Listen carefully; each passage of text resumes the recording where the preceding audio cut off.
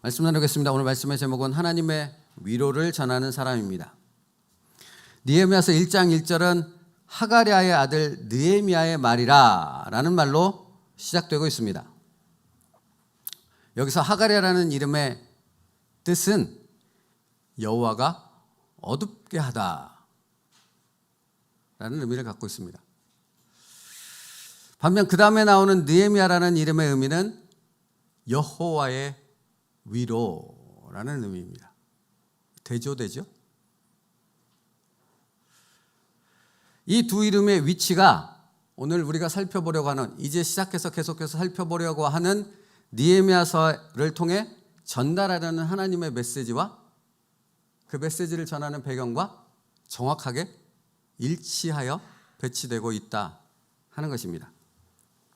느헤미야가 역사의 무대에 등장하기까지 이스라엘 백성은 그야말로 영적 어두움 가운데 살았습니다. 영적 어두움이 그들의 마음을 짓눌렀는데 그것을 어떻게 해결해 볼 수 없는 그런 짓눌림 가운데 살고 있었다라는 말입니다. 느헤미야가 등장하는 BC 444년경은 스룹바벨과 예수아가 1차 포로교환자들과 함께 돌아온 후로부터 90년 정도가 지난 시기였습니다. 에스라를 통해 2차 포로교환자들이 와서 율법의 개혁을 이루었고 스룹바벨과 그 일행들은 성전을 재건했습니다. 어떤 면에서 보면 겉으로는 무언가 회복이 되어지고 무언가 희망과 소망이 있는 것처럼 보여지는 상황이었다 하는 것이지요. 그러나 그건 겉모습일 뿐이었습니다.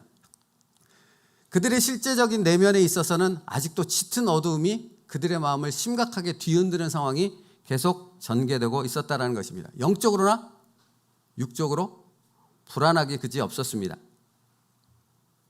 왜 그러냐면 예루살렘 성전이 재건되어지고 포로 귀환자들이 좀 모여서 뭔가 힘을 모아 이루어가고 있기는 했지만 이전 이스라엘 백성에 비한다면 일개 부족 정도에 불과했다는 것이죠. 그냥 포로에서 돌아온 연약한 사람들이 모여서 뭔가를 해보겠다고 이렇게 꽁냥꽁냥하는 조그만 무리에 불과했다는 것입니다. 이렇게 바라보는 시각은 누구의 시각이겠습니까? 주변 이스라엘이 돌아온 것을 경계하며 계속해서 지켜보고 그들을 대적하며 그들이 하는 모든 일을 방해했던 대적들의 시선이 그러했다는 것입니다. 다윗 왕이나 솔로몬이 다스리던 시대에 이스라엘의 막강한 힘을 가진 그런 나라였다면 감히 그런 시각과 그런 행동을 하지 못했을 텐데 이미 무너졌거든요. 이미 철저히 파괴되고 없어져 버렸거든요. 그러므로 그들이 바라보는 시각은 그저 하찮은 포로 귀환자들의 무리였을 뿐이라 하는 것이죠. 여러분, 그런 상황 속에서 성전이 재건된 다음에 이제 다시 성벽을 재건하는 일을 시작한다 했을 때 이것이 쉬웠겠습니까? 그렇죠? 여러분, 초등학생이 저한테 덤비겠습니까? 제가 이렇게 연약해 보여도 초등학생한테는 이깁니다. 초등학생이 저한테 덤비겠습니까? 안 덤비겠죠. 상대가 안 될 것 같으니까 안 덤빌 거 아닙니까? 그렇죠? 이스라엘을 향해 그 대적들이 덤비는 것은 하찮게 보는 거죠.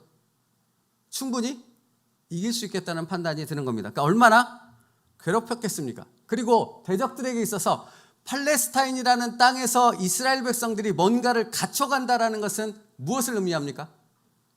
자신들의 세력과 자신들의 힘이 약해진다는 것을 반대로 의미하는 것 아니겠습니까?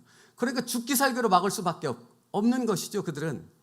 그러니까 수단과 방법을 가리지 않습니다. 왕에게 참소를 하고 거짓말로 상소문을 보내고 온갖 주변의 사람들을 들치고 부추겨서 이스라엘 백성들이 성전 재건하는 것을 막으려 했을 뿐만 아니라 이제 다시 또 성벽을 재건해서 좀 더 견고해지는 이스라엘 백성들을 막기 위해 그야말로 수단과 방법을 가리지 않았다라는 것입니다. 그런데 이런 대적들의 방해가 이스라엘 백성들에게는 어떻게 느껴졌느냐 하는 것입니다. 두려움이겠죠. 왜요? 이제 없잖아요. 뭘 보호해 줄게. 성벽도 없고 나라도 없고 군사도 없고 왕도 없습니다. 그러니 근심할 수밖에요. 쳐들어와서 칼만 휘두르면 그냥 다 모든 것 죽임을 당하고 빼앗길 수밖에 없는 것이었습니다. 그러니까 날마다 위기였던 거죠.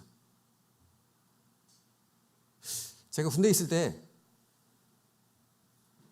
제가 군대를 강원도에서 했거든요. 그러니까 철책선 바로 뒤에서 철책선에 병력들이 모질하게 되면 바로 투입되는 그 부대였어요. 그러니까 바로 밑에 있었고, 여기도 민통선 지역이었어요.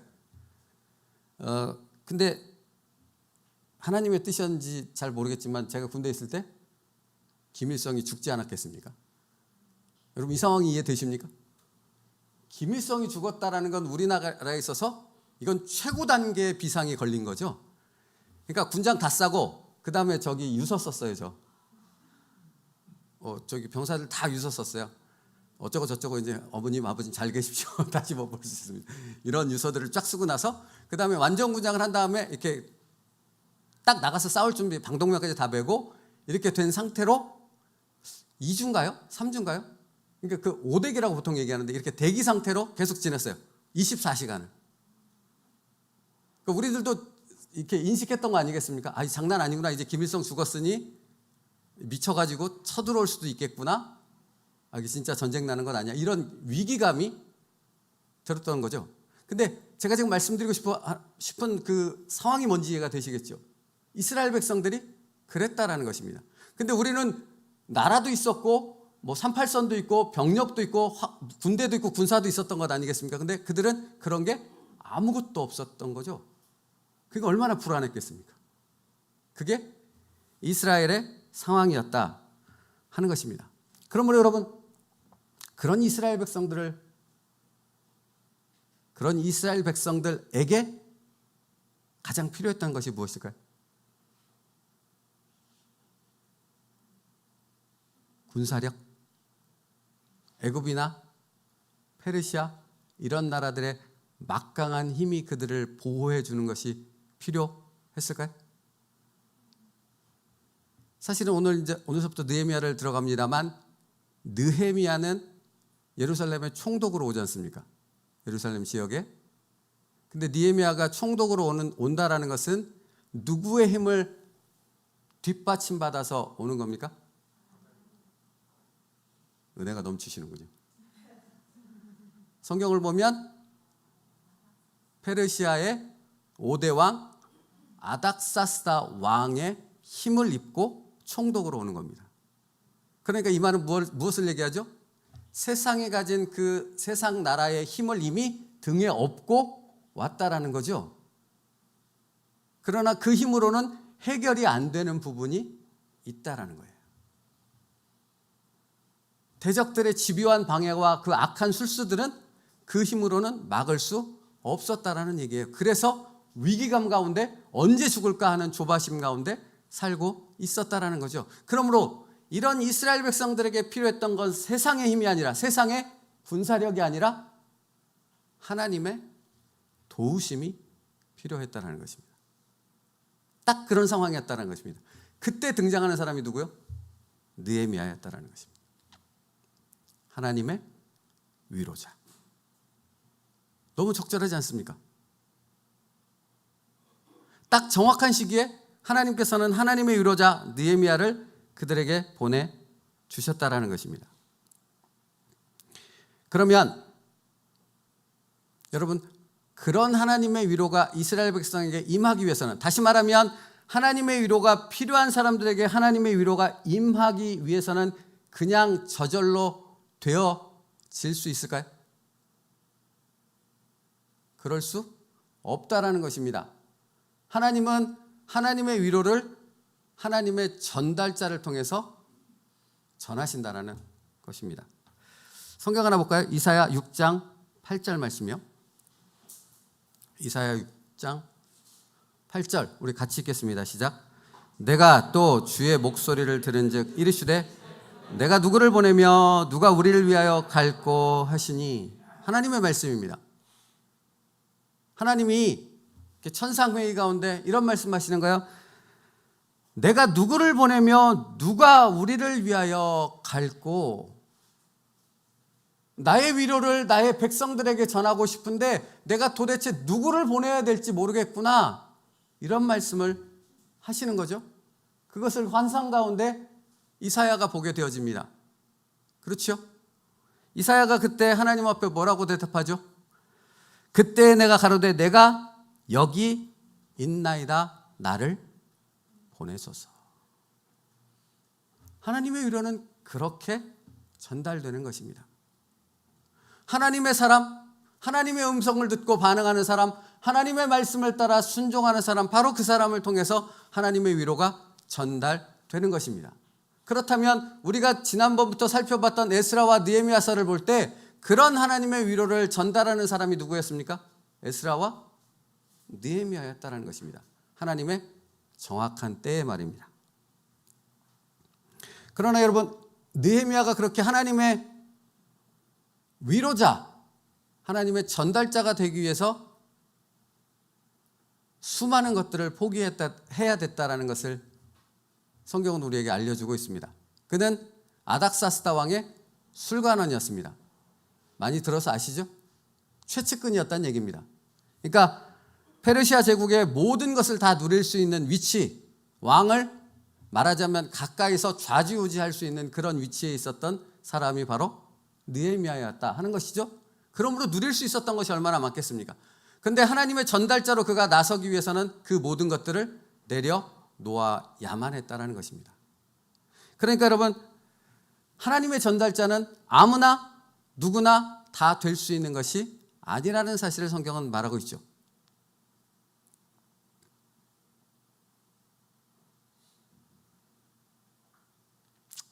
우리가 사는 이 시대도 하나님의 위로가 필요한 시대가 분명합니다.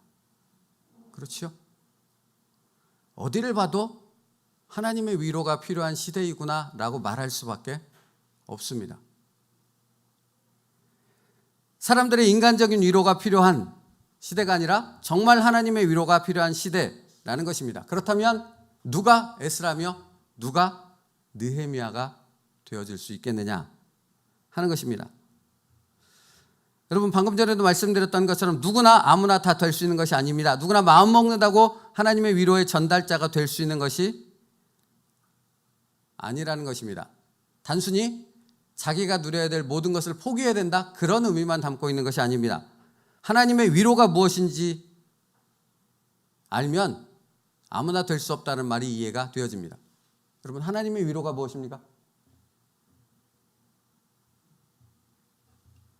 하나님의 위로가 뭘까요? 첫째로 하나님으로부터 임하는 것입니다. 다르게요, 하나님의 것을 우리에게 주는 것입니다. 그러니까 하나님의 위로는 세상의 것과는 전혀 다른 것이지요. 그렇죠? 이 세상의 어떤 것과도 비교할 수 없고 그 어떤 것으로도 대치할 수 없는 것이 바로 하나님의 위로입니다. 그렇다면 하나님의 위로가 무엇인가 하는 부분을 좀 더 구체적으로 살펴보길 원하는데요. 성경 하나 볼까요? 고린도후서 1장 5절입니다. 고린도후서 1장 5절이요. 찾을까요? 찾으세요. 고린도후서 1장 5절. 지금 고린도후서 1장 5절을 찾는 것은 하나님의 위로가 무엇인가 하는 부분을 우리가 알기 위해서 찾고 있습니다. 고린도후서 1장 5절 함께 읽겠습니다. 시작. 그리스도의 고난이 우리에게 넘친 것 같이 우리가 받는 위로도 그리스도로 말미암아 넘치는도다 합니다. 여러분, 그냥 간단하게 명확하게 설명하면 바울이 지금 말하고 있는 부분 가운데 하나님의 위로가 무엇입니까? 예수 그리스도로 말미암아 받는 것. 다시 말하면 예수 그리스도 그분 자체가 하나님의 위로다 라고 말하고 있다는 것입니다. 이것에 대해서 설명하는 부분이 고린도후서 1장 4절이에요. 한 절 위로 올라가시면 한번 같이 다시 또 읽겠습니다. 시작. 우리의 모든 환난 중에서 우리를 위로하사 우리로 하여금 하나님께 받은 위로로서 모든 환난 중에 있는 자들을 능히 위로하게 하시는 이시로다. 아멘. 예수님 그분 자체가 하나님의 위로이다라는 말씀이죠. 그럼 여러분 그 부분에 대해서 다시 또 말씀하는 부분을 하나 더 찾으려고 해요. 빌립보서 2장 6절로부터 8절이요.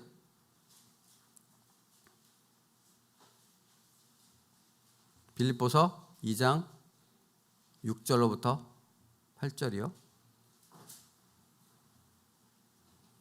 같이 읽겠습니다. 시작. 그는 근본 하나님의 본체시나 하나님과 동등됨을 취할 것으로 여기지 아니하시고 오히려 자기를 비워 종의 형체를 가지사 사람들과 같이 되셨고 사람의 모양으로 나타나사 자기를 낮추시고 죽기까지 복종하셨으니 곧 십자가에 죽으심이라. 빌립보서에서 사도 바울은 하나님의 위로가 되시는 예수님에 대해서 설명하고 있는데 뭐라고 설명하는가? 주님께서는 하나님의 위로가 되시기 위해 많은 것을 버리셨다라고 말씀하고 있습니다. 예수님은 하나님의 위로를 전하는 자로 서기 위해 하늘 보좌 영광을 버렸다라고 말합니다. 예수님께서 하나님의 위로를 우리에게 주시기 위해 하나님이신 그분이 종의 형체를 취하여 사람의 모습으로 이 땅에 내려오셨다라고 말씀합니다. 그 이유가 무엇입니까? 아무런 소망과 기대도 없이 죽음을 향해 가는 우리에게 하나님의 위로가 되시기 위함입니다. 당신이 십자가에 죽으심으로 우리에게 하나님의 위로를 주셨다는 말씀입니다. 이것이 바로 우리에게 주신 하나님의 위로입니다. 여러분, 그러므로 이 말은 무엇이 되는 겁니까? 아까 제가 하나님의 위로란 하나님으로부터 하나님의 것을 주시는 것입니다 라는 표현을 했잖아요. 그러니까 그 표현이 부족하다는 겁니다. 하나님의 위로가 무엇입니까? 하나님 자신을 우리에게 주셨습니다. 그게 하나님의 위로입니다. 사랑하는 성도 여러분, 그래서 세상과 다르다는 것입니다. 이 세상에는 그 어떠한 것으로도 그것을 대체할 수 없다라고 말하는 것입니다. 내가 주는 평강은이라고 주님이 말씀하셨던 바로 그것이 이것을 의미하는 것입니다.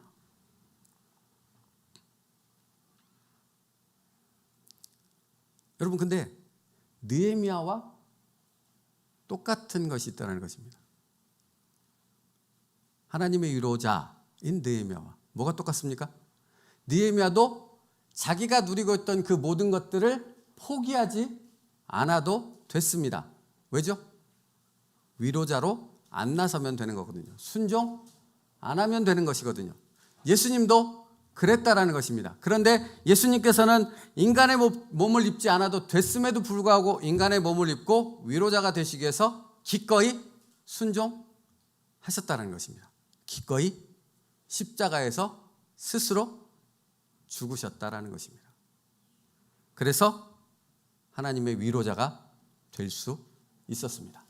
그리고 저와 여러분이 그 하나님의 위로를 누림을 통해 지금 이 자리에서 하나님 앞에 예배를 드릴 수 있게 되어졌다 하는 것입니다. 그래서 오늘 느헤미야서를 통해서 그 주님께서 우리에게 뭐라고 말씀하시는가? 얘들아, 나를 위해 하나님의 위로를 전하는 자가 되어 주지 않겠니? 하시는 것입니다. 여러분, 아무나 누구나 하나님의 위로자가 될 수 없다고 했죠. 그건 단순히 자기가 누리던 모든 것을 포기해야 했기 때문만이 아니지요. 이 하나님의 음성을 듣고 예수 그리스도를 가진 자만이 하나님의 위로자가 될 수 있기 때문에 그런 것입니다. 그러니까 여러분, 교회 안에서도 많은 사람들이 서로 위로하고 격려하잖아요. 맞죠? 내가 격려하기도 하고 격려를 받기도 하고 위로를 하기도 하고 위로를 받기도 합니다. 그런데 여러분, 가만히 살펴보십시오. 그게 인간적인 위로가 될 때가 얼마나 많은지. 왜 그런지 아십니까? 내가 있는 것을 두려워하기 때문에 그렇습니다. 여기 안에 있는 예수 그리스도를 통한 위로가 되어져야 되는데 하나님으로부터 임한 것으로 하나님의 것으로 위로해야 되는데 그렇지 않고 인간적인 말과 인간적인 어떤 것으로 위로하려 했을 때 그것의 결론은 뻔한 결과밖에 나올 수 없는 것입니다. 절대로 하나님의 위로를 통해 얻게 되어지는 열매로 이어질 수 없는 것이죠. 사랑하는 성도 여러분, 그러므로 우리가 사실은 깨어 분별할 수 있어야 됩니다. 지금 당장은 좋아 보이죠? 어린아이에게 저희 아이들이 음료수를, 탄산음료를 엄청 좋아합니다. 아이들이 그렇죠, 원래? 그러면 여러분, 아이들이 탄산음료를 엄청 좋아하니까 날마다 주구장창 365일 먹여야 합니까? 그럼 어떻게 되는 겁니까? 먼저 이빨부터 싹 다 썩겠죠. 이경미 선생님 웃으시네. 이빨부터 싹 다 썩겠죠. 탄산에 다 녹아가지고. 아닌 것이지 않습니까? 여러분, 교회 안에 우리가 인간적인 감정과 인간적인 생각으로 그렇게 위로하는 것은 전혀 하나님의 영광을, 하나님의 나라를 세울 수 없다라는 사실을 우리가 명심해야 합니다. 사랑하는 성도 여러분, 때론 여러분에게 위로가 필요할 때 말씀으로 위로하고 중보하여 기도하고 때로는 하나님이 전하는 메시지를 제가 전하기도 합니다. 근데 어쩔 때는 침묵합니다. 여러분이 위로가 필요하다는 사실을 압니다. 그러나 그럼에도 불구하고 침묵합니다. 저에겐 그게 몹시 힘들고 어려운 일이거든요. 하지만 그렇게 하는 것은 내 인간적인 위로가 아니라 하나님의 위로가 그분에게 임하길 원하기 때문입니다. 교회는 그래야 합니다. 그래서 예수님께서는 마태복음 16장 24절에 이렇게 말씀하는 겁니다. 마태복음 16장 24절 같이 읽겠습니다. 마태복음 16장 24절 시작. 이에 누구든지 나를 따라오려거든 자기를 부인하고 자기 십자가를 지고 나를 따를 것이니라. 사랑하는 성도 여러분, 이 말씀은 사실은 내가 질 수 없는 십자가를 지고 나를 따라야 돼, 그것이 그리스도인의 길이야, 이렇게 말씀하고 있는 것이 아니라 너희는 나처럼 하나님의 위로를 전하는 자이어야 한다라고 말씀하는 거예요. 그런데 하나님의 위로를 전하는 자는 그냥 너희의 의지와 노력과 능력으로 되는 것이 아니라 하나님의 것, 즉 예수 그리스도를 가진 자만이 하나님의 위로자가 될 수 있다. 그게 바로 십자가의 길이다. 너희가 걸어야 할 위로자의 길이다. 십자가의 전달자이다. 그러므로 사랑하는 성도 여러분, 주님의 이름으로 축복합니다. 하나님의 위로만을 말할 수 있는 우리 모든 성도들 될 수 있기를 축복합니다.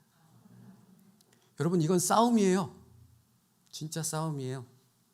왜요? 인간적인 위로, 인간적인 수단, 인간적인 무언가로 지금 당장의 상황을, 지금의 이 어눌하고 암흑스러운 상황들을 바꾸려고 하는 게 우리의 본능이거든요.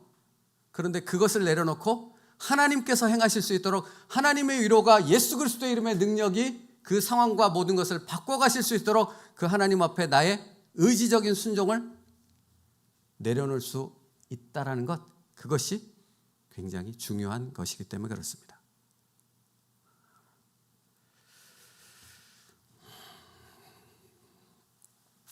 성경 하나만 더 찾을게요. 고린도후서 7장 6절로부터 7절입니다. 그래서 바울도 예수님과 같은 것을 말하고 있습니다. 고린도후서 7장 6절로부터 7절이요. 고린도후서 7장 6절로부터 7절 같이 읽겠습니다. 시작. 그러나 낙심한 자들을 위로하시는 하나님이 디도가 om으로 우리를 위로하셨으니 그가 온 것뿐 아니요 오직 그가 너희에게서 받은 그 위로로 위로하고 너희의 사모함과 애통함과 나를 위하여 열심히 있는 것을 우리에게 보고함으로 나를 더욱 기쁘게 하였느니라. 디도가 om으로 기뻐했다라고 말하고 있지 않습니까? 그 디도에게 무엇이 있기 때문에 그렇습니까? 예수 그리스도가 있기 때문에 그렇습니다. 예수 그리스도의 생명, 예수 그리스도의 말씀, 예수 그리스도로 말미암는 그 모든 것으로 찬 디도가 오니 기쁨이 되어졌고, 그리고 그 디도를 보낸 그 성도들을 통한 기쁨과 감사와 위로가 바울에게 또 다른 수많은 사람들에게 전달되었노라 라고 말씀하고 있는 것입니다.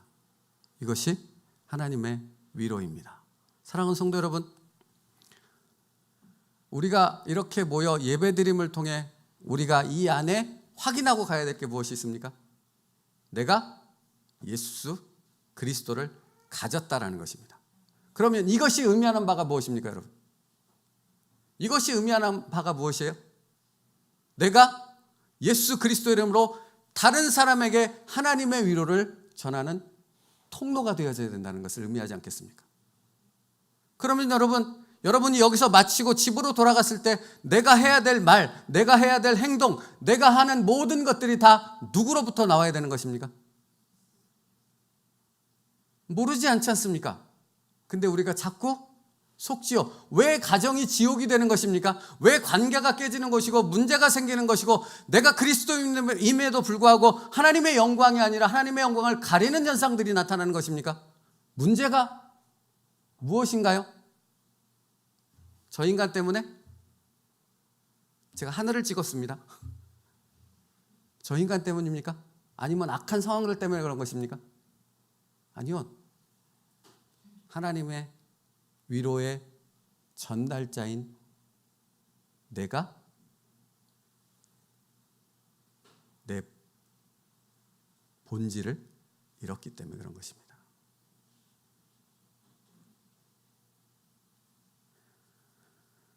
오직 예수 그리스도의 생명을 가진 사람만이, 예수 그리스도의 말씀을 가진 사람만이 하나님의 위로자가 될 수 있습니다. 그가 누구입니까? 바로 저와 여러분입니다. 그러므로 하나님의 위로의 전달자가 되어짐으로 여러분의 가정을 바꿀 수 있는 저와 여러분 될 수 있기를 주님의 이름으로 축복합니다.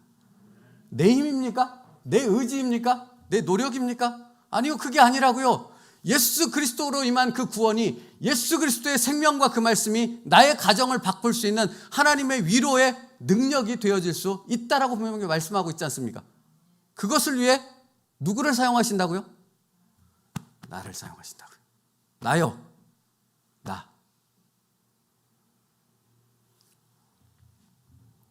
그러므로 이렇게 말씀하는 겁니다. 진리가 너희를 자유케 하리라. 아멘. 사랑하는 성도 여러분, 예수 그리스도의 진리 안에 있는 그 하나님의 진정한 위로만이 세상을 바꿀 수 있고 사람을 바꿀 수 있고 우리 가정을 하나님의 은혜와 축복으로 가득하게 되어지는 놀라운 역사를 이루어갈 수 있습니다. 그 일을 위해 누구를 부르셨다고요? 나를 부르셨다고요. 그 일을 위해 누가 십자가에서 죽으셨다고요? 예수님께서 나를 위해, 나를 그렇게 세우기 위해 죽으셨다고요. 성경 하나만 더 찾아볼게요. 고린도후서 1장 6절이요. 고린도후서 1장 6절이요.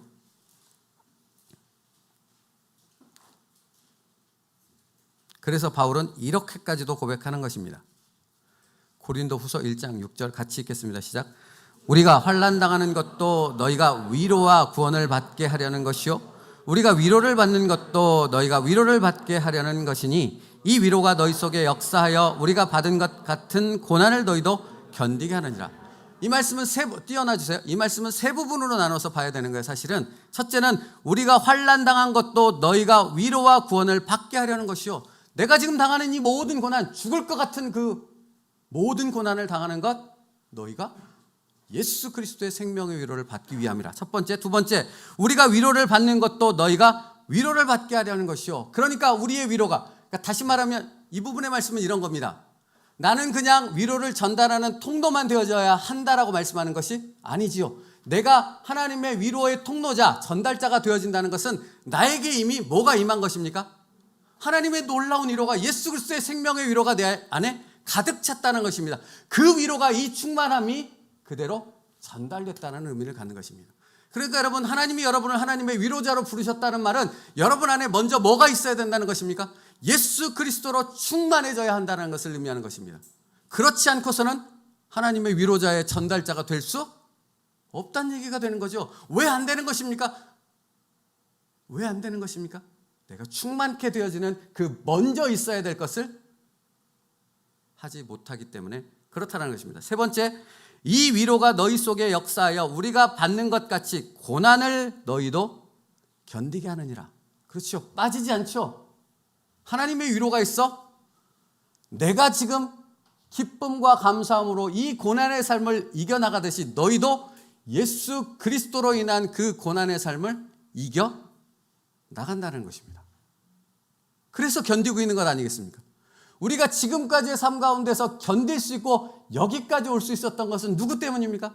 예수 그리스도 때문 아닙니까? 예수님께서 우리를 붙잡아 주셔서 견디게 하셨다는 것입니다. 그런데 여기서 지금 말하고 싶은 것은 거기에만 머무르지 말고 이제 거기서 더 나아가 그 충만함으로 다른 이들을 예수 그리스도의 위로로 세우는 일에 도구로 사용될 수 있는 우리가 되어지길 원한다 말씀하는 것이죠.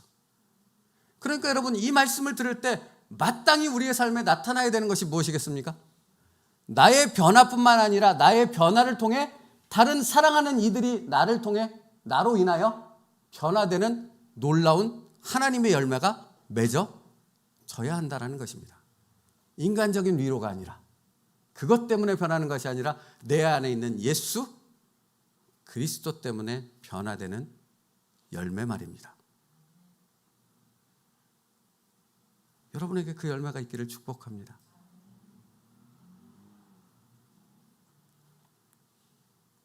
그래서 이렇게 말하는 것입니다.